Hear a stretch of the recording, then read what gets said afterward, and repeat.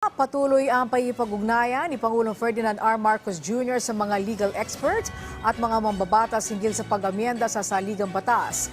Ayon sa Pangulo, inaalam niya kung ano ang pinakatamang gawin hinggil dito.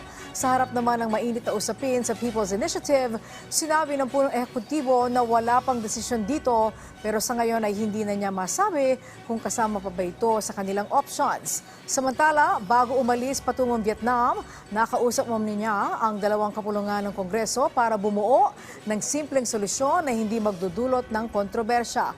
Paliwanag pa niya, batay sa advice na kanyang nakukuha, kinakailangan hiwalay na magbotohan ng Senado at Kamara dahil sa bicameral system ang mayroon ang bansa.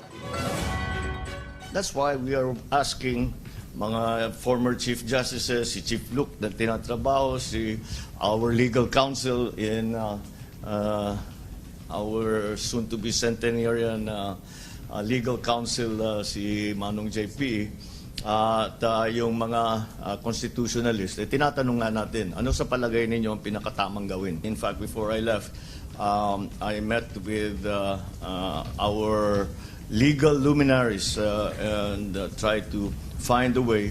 Dahil naman ang habol ko talaga dyan are the economic provisions that I have been talking about this for many years already. Now, the best advice that we are getting, the best analysis and interpretation that we have is that the legislature is of a bicameral nature, and therefore that implies that they will vote separately.